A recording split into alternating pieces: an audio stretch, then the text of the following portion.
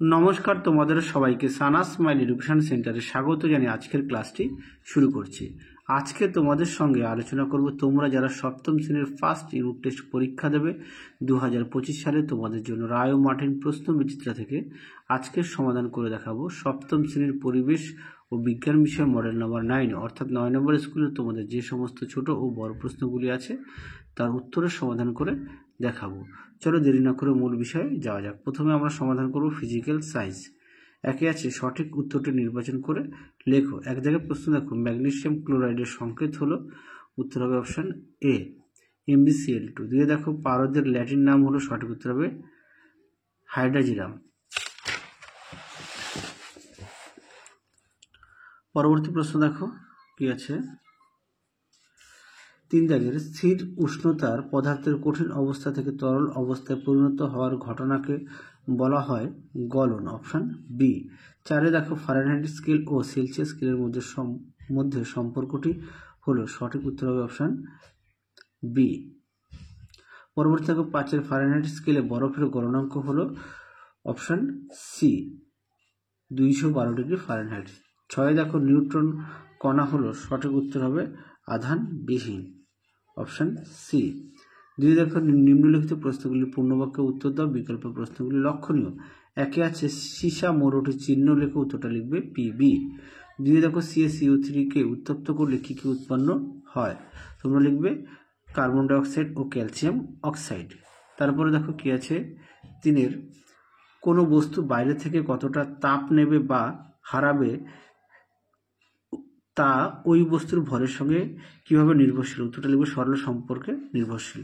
পরেরটা দেখো 4 দাগের সেলসিয়াস স্কেলের 100 ঘর ফারেনহাইট স্কেলের কত ঘরের সমান, উত্তরটা লিখবে 180 ঘরের সমান। 5 দেখো পতনশীল যোজ্যতা দেখা যায় এমন একটি ধাতুর নাম লেখে, উত্তরটা লিখবে কপার ও আয়রন। তারপরে দেখো রাসায়নিক সমীকরণ কাকে বলে, দেখো প্রশ্ন উত্তরটি দেখে নাও। রাসায়নিক সমীকরণ তোমরা এখান থেকে এই পর্যন্ত লিখবে, পাঠ্য বইতে পেজ নাম্বার 95 দেখে নাও। পরবর্তী প্রশ্ন দেখো 6 দাগের বরফের গলনের ঋণতাপ 80 ক্যালোরি পার গ্রাম বলতে কি বোঝায়, দেখো উত্তর দেখে নাও। প্রশ্ন উত্তরটি এখান থেকে এই পর্যন্ত লিখবে। যাদের বই আছে অবশ্যই বই থেকে পড়বে, যাদের বই নেই তোমরা একটু খাতায় লিখে নিয়ে পড়বে। পরবর্তী প্রশ্ন দেখো, অথবা দিয়ে 2টি গাছের নাম লেখো যাদের পাতা দিনের বেলা খোলা থাকে কিন্তু রাতের বেলা মুড়ে যায়, উত্তরটা লিখবে লজ্জাবতী ও শুশুনি। পরবর্তী প্রশ্ন দেখো 3 দাগের নিম্নলিখিত প্রশ্নগুলোর উত্তর দাও। একে আছে হাতের স্পিড ঢালে ঠান্ডা অনুভূত হয় কেন, দেখো উত্তর দেখে নাও। উত্তরটি এখান থেকে এই পর্যন্ত তোমরা লিখবে। পরবর্তী প্রশ্ন দেখো কি আছে, 2 দাগের প্রতিস্থাপন বিক্রিয়া কাকে বলে, উদাহরণ দাও। দেখে নাও প্রতিস্থাপন বিক্রিয়া কাকে বলে, এখান থেকে এই পর্যন্ত উত্তরটা লিখবে, উদাহরণ দেওয়া আছে দেখে নাও। প্রতিটা প্রশ্নের পাশে পেজ নাম্বার দেওয়া আছে তোমাদের সুবিধাতে। 3 দাগের প্রশ্ন উত্তরটা দেখো MP/4। পরটা দেখো সমতা বিধান দেওয়া আছে। আচ্ছা, এ দাগের সমতা বিধানটা এটা উত্তর, হ্যাঁ দেখো আমি লিখে দিয়েছি, আর বি দাগেরটা এটা। পরবর্তী দেখো লাইফ সায়েন্স সমাধান করব কি আছে। একের সঠিক উত্তরটি বেছে নিয়ে লেখো। এক জায়গায় আছে কোনো খনিজের অভাবে প্রাণীদের রক্ততঞ্চন ব্যাহত হয়, উত্তরটা লিখবে ক্যালসিয়াম, অপশন এ। 2 দেখো যকৃতে জল হিসেবে কি থাকে, উত্তরটা লিখবে পিত্ত, অপশন সি। 2 দেখো মোমো ও চাউমিনে মেশানো হয়, উত্তরটা লিখবে আজিনামোটো, অপশন বি। 2 দেখো শূন্যস্থান পূরণ করো। একে আছে দুধে উপস্থিত শর্করা হলো ল্যাকটোজ।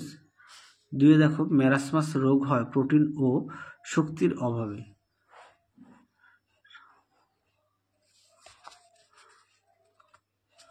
পরে দেখো 3 দাগের নিম্নলিখিত প্রশ্নগুলির সংক্ষিপ্ত উত্তর দাও, যে কোনো 4টি। একে আছে অস্থি, টেন্ডন ও লিগামেন্ট কি ধরনের প্রোটিন থাকে, উত্তরটা লিখবে কোলাজেন। 2 দেখো শর্করা পাওয়া যায় এমন একটি করে প্রাণীজ হচ্ছে মধু ও দুধ, আর উদ্ভিজ্জ উৎস হচ্ছে বিট, আলু আর গাজর। পরবর্তী দেখো 3 দাগের মানুষের শরীরে লিপিডের একটি কাজ লেখো, দেখো তো দেখে নাও লিপিডের কাজ। এখানে অনেকগুলো পয়েন্ট দেওয়া ছিল, দেখে নাও পয়েন্ট দিয়ে তোমরা উত্তরটা লিখবে। পরবর্তী দেখো 4 দাগের কি আছে, জলে গুলে যায় এমন একটি ভিটামিনের নাম লেখো। উত্তর লিখবে ভিটামিন সি। 5 দেখো ঘামে ভেজা শরীরে বাতাস দিলে আরাম লাগে, এখানে জলের ভূমিকা কি? দেখো উত্তর। এখানে দেখো প্রশ্নটা একই প্রশ্ন, উত্তর হবে তোমরা একটু জাস্ট ঘুরিয়ে লিখবে। হ্যাঁ দেখো পরবর্তী দেখো কি আছে, 4 নিচের যে কোনো একটি প্রশ্নের উত্তর দাও। কোয়াশিয়রকর রোগের লক্ষণগুলি লেখো। দেখে নাও প্রশ্নের উত্তর।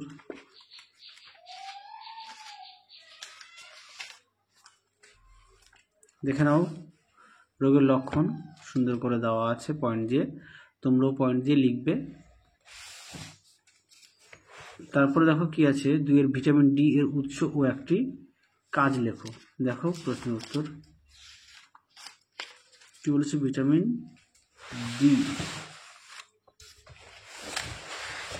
দেখে নাও ভিটামিন ডি এর উৎস দেখো, বাঁধাকপি, সামান্য পরিমাণ কড, হ্যালিব্যাট মাছের তেল, সামুদ্রিক মাছ, দুধ, ডিম প্রভৃতি। তারপরে দেখো এখানে কাজ দেখে নাও, হাড় ও দাঁতের স্বাভাবিক গঠন বজায় রাখে, ধনুষ্টঙ্ক রোগ প্রতিরোধ করে, অন্ত্র থেকে ক্যালসিয়াম ও ফসফরাস শোষণ করে। তাহলে তোমাদের সমস্ত প্রশ্নের উত্তর সমাধান করে দেখিয়ে দিলাম, তোমরা অবশ্যই ভালো করে পড়বে। তাহলে আজকের মতো এখানেই সমাপ্ত করছি, আবার দেখা হবে খুব শীঘ্রই তোমাদের পরবর্তী ভিডিওতে। তোমরা সবাই সুস্থ থেকো, ভালো থেকো, আজকের মতো টাটা।